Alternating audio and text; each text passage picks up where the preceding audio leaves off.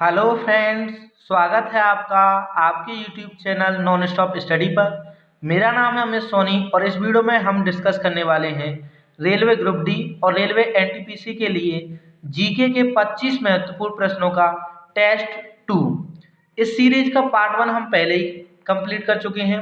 अगर आपने मेरी पिछली वीडियो नहीं देखी है तो इस वीडियो के डिस्क्रिप्शन में मेरी पिछली वीडियो का लिंक दिया हुआ है, आप वहां जाकर देख सकते हैं। चलिए फ्रेंड्स, स्टार्ट करते हैं बिना किसी देरी के और देखते हैं अपना पहला प्रश्न। प्रश्न 1, पानीपत का प्रथम युद्ध कब हुआ था? तो इस प्रश्न का आपका ऑप्शन बी सही आंसर हो जाएगा। पानीपत का प्रथम युद्ध 1526 ईस्वी में हुआ था। पानीपत का प्रथम युद्ध बाबर और इब्राहिम लोदी के बीच लड़ा गया था। पानीपत में प्रमुख 3 युद्ध हुए हैं। पानीपत का दूसरा युद्ध सन 1556 ईस्वी में हुआ था और पानीपत का तीसरा युद्ध सन 1761 ईस्वी में हुआ था।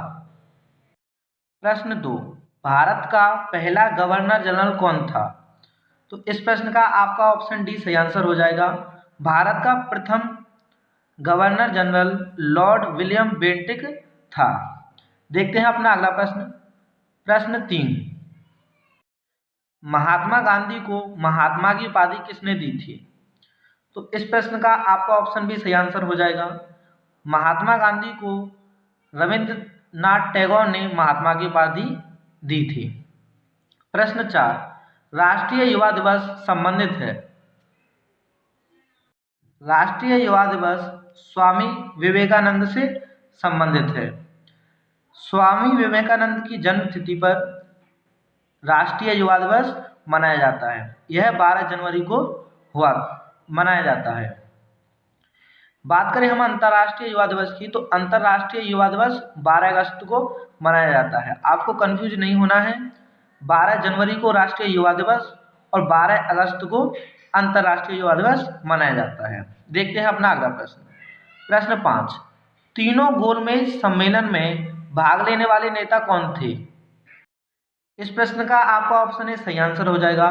तीनों गोलमेज सम्मेलन में भाग लेने वाले एकमात्र नेता डॉक्टर भीमराव अम्बेडकर थे।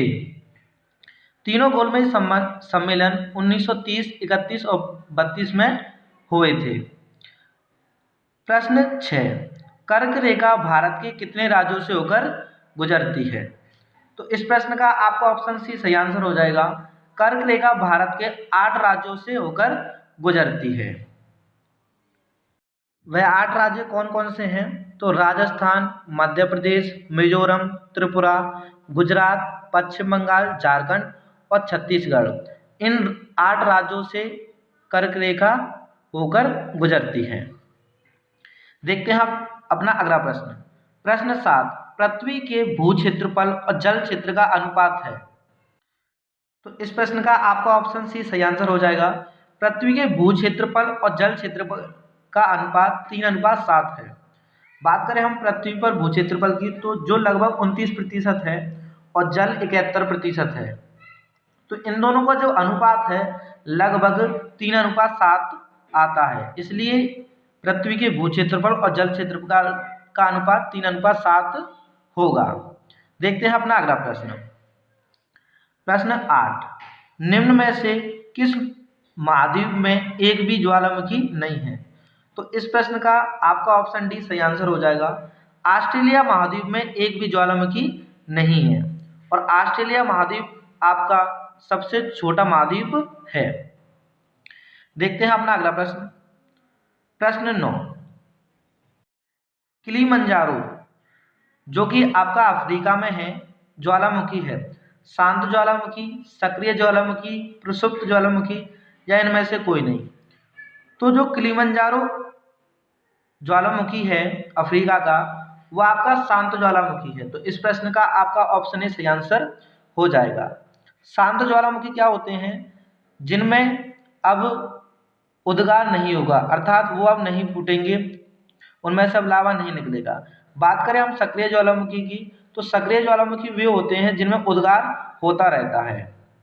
प्रसुप्त ज्वालामुखी क्या होते हैं? जिनमें उद्गार भविष्य में होने के जो चांसेस है वो काफ़ी कम होते हैं। तो किलिमंजारो जो आपका ज्वालामुखी है वो शांत है, अब इसमें उद्गार नहीं होता है। देखते हैं प्रश्न 10। रोम शहर किस नदी के किनारे बसा है? तो इस प्रश्न का आपका ऑप्शन सी सही आंसर हो जाएगा। रोम शहर टाइबर नदी के किनारे बसा है और रोम इटली की राजधानी है। टेम्स नदी के किनारे कौन सा शहर बसा है? तो टेम्स नदी के किनारे लंदन शहर बसा है। काहिरा नदी के किनारे मिस्र शहर बसा है और अराकावा के किनारे टोक्यो शहर बसा है, जो कि जापान की राजधानी है। देखते हैं हम अपना अगला प्रश्न। प्रश्न 11। इराक की राजधानी है? ऑप्शन ए सही आंसर हो जाएगा। इराक की राजधानी बगदाद है और यहाँ की करेंसी दिनार है। बैंकॉक कहाँ की राजधानी है? तो बैंकॉक आपकी थाईलैंड की राजधानी है। सियोल आपकी दक्षिण कोरिया की राजधानी है और टोक्यो आपकी जापान की राजधानी है। प्रश्न 12। सबसे ज्यादा देश किस महाद्वीप पर स्थित है? तो इस प्रश्न का आपका ऑप्शन डी सही आंसर हो जाएगा। सबसे ज्यादा देश अफ्रीका महाद्वीप पर स्थित है। अफ्रीका महाद्वीप पर कुल 54 देश हैं, 54। बात करें हम अपने सबसे बड़े महाद्वीप की, सबसे बड़ा महाद्वीप हमारा एशिया है, लेकिन सबसे ज़्यादा देश अफ्रीका महाद्वीप पर स्थित है। एशिया महाद्वीप पर 48 कंट्री हैं और जबकि अफ्रीका महाद्वीप पर 54 कंट्री है। देखते हैं हम अपना अगला प्रश्न। प्रश्न 13। पश्चिम बंगाल का शोक किस नदी को बोला जाता है? इस प्रश्न का आपका ऑप्शन ए सही आंसर हो जाएगा। पश्चिम बंगाल का शोक दामोदर नदी को बोला जाता है। कोसी नदी को हम बिहार का शोक भी कहते हैं। देखते हैं हम अपना अगला प्रश्न। प्रश्न 14। आंध्र प्रदेश की राजधानी है? तो आंध्र प्रदेश की राजधानी क्या है? अमरावती। पहले आंध्र प्रदेश की राजधानी हैदराबाद थी, क्योंकि हैदराबाद अब तेलंगाना की राजधानी है और वह तेलंगाना के क्षेत्रों में पड़ता है, इसलिए आंध्र प्रदेश की राजधानी अब अमरावती है। देखते हैं हम अपना अगला प्रश्न। प्रश्न 15। देश का संवैधानिक प्रधान होता है? देश का संवैधानिक प्रधान वहां का राष्ट्रपति होता है। ऑप्शन बी सही आंसर हो जाएगा। प्रश्न 16। सबसे लंबे समय तक भारत के प्रधानमंत्री रहने वाली व्यक्ति कौन है? पंडित जवाहरलाल नेहरू। ऑप्शन सी सही आंसर हो जाएगा। सबसे लंबे समय तक प्रधानमंत्री पंडित जवाहरलाल नेहरू रहे थे। इन्होंने 16 वर्ष 9 महीना और 12 दिन कार्यकाल इनका रहा था। देखते हैं हम अपना अगला प्रश्न। प्रश्न 17। एक आदर्श तरल की श्यानता कितनी होती है? ये ऑप्शन सही आंसर हो जाएगा। एक आदर्श तरल की श्यानता 0 डेकापोएस होती है। हम श्यानता को डेकापोएस में मापते हैं। श्यानता का मात्रक डेकापोएस होता है। प्रश्न 18। 20,000 हर्ट्ज से ऊपर की आवृत्ति वाली तरंगों को क्या कहा जाता है? तो इस प्रश्न का आपका ऑप्शन सी सही आंसर हो जाएगा।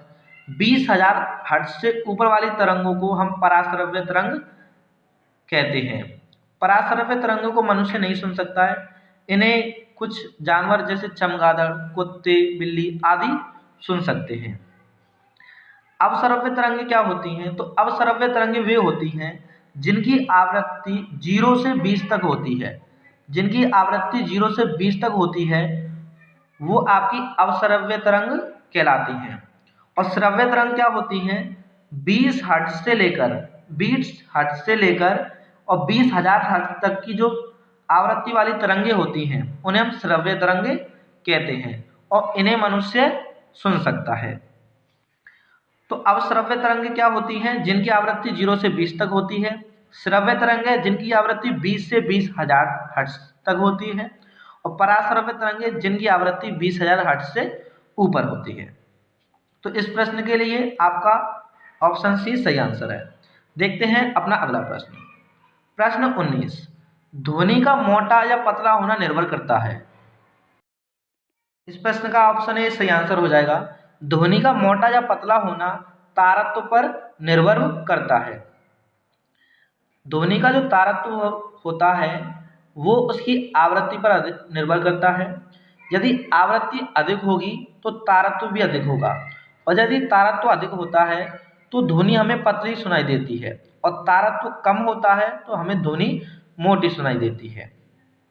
देखते हैं हम अपना अगला प्रश्न। प्रश्न 20, चंद्रमा से परावर्तित प्रकाश को पृथ्वी तक आने में कितना समय लगता है? तो इस प्रश्न का आपका ऑप्शन बी सही आंसर हो जाएगा।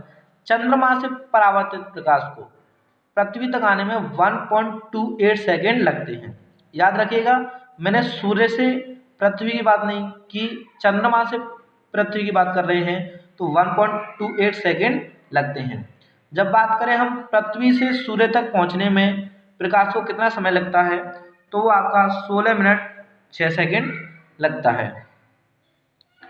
देखते हैं अपना अगला प्रश्न। सॉरी फ्रेंड्स, 16 मिनट 6 सेकेंड नहीं, 8 मिनट 16 सेकेंड का समय लगता है सूर्य के प्रकाश को पृथ्वी तक पहुंचने में। देखते हैं हम अपना अगला प्रश्न। प्रश्न 21, सूर्य है एक। इस प्रश्न का आपका ऑप्शन सी सही आंसर हो जाएगा। सूर्य एक प्रदीप्त वस्तु है। वे वस्तुएं जो स्वयं उजाला प्रदान करती हैं प्रदीप्त वस्तुएं होती हैं, और जो स्वयं उजाला प्रदान नहीं करती हैं वो आपकी अप्रदीप्त वस्तु होती हैं। इसलिए इस प्रश्न का आपका ऑप्शन सी सही आंसर हो जाएगा। प्रश्न 22, जल गैस मिश्रण है हाइड्रोजन और कार्बन मोनोऑक्साइड का, हाइड्रोजन और नाइट्रोजन का, नाइट्रोजन और क्लोरीन का, या हाइड्रोजन और क्लोरीन का। तो इस प्रश्न का आपका ऑप्शन सही आंसर हो जाएगा। जल गैस हाइड्रोजन और कार्बन मोनोऑक्साइड का मिश्रण होता है, H2+CO। देखते हैं हम अपना अगला प्रश्न। प्रश्न 23, सिल्वर का अयस्क नहीं है। काफी इंपॉर्टेंट प्रश्न है, आप जवाब दीजिए इसका। इस प्रश्न का आपका ऑप्शन सी सही आंसर है। सिल्वर का अयस्क सिल्वेनाइट नहीं है। सिल्वेनाइट जो है आपका वो सोने का अयस्क होता है, वो आपका सोने का अयस्क होता है, और बाकी सभी जो दिए हैं वो आपके सिल्वर के अयस्क हैं। देखते हैं हम अपना अगला प्रश्न।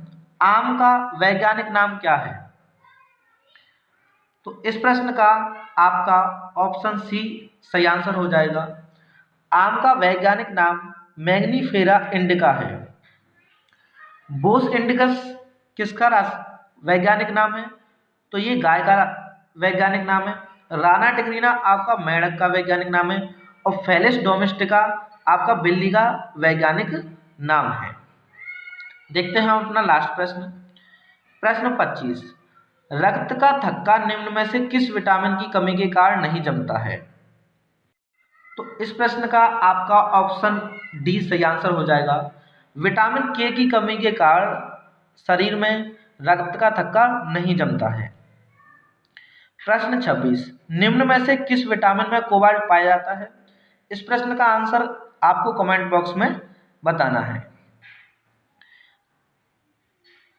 आज की वीडियो में इतना ही, मिलेंगे हम अपनी अगली वीडियो में। अगर वीडियो पसंद आई है तो वीडियो को लाइक कीजिए, कमेंट कीजिए और शेयर कीजिए, और यदि आप मेरे चैनल नॉन स्टॉप स्टडी पर नए हैं तो प्लीज़ मेरे चैनल को सब्सक्राइब कीजिए। धन्यवाद।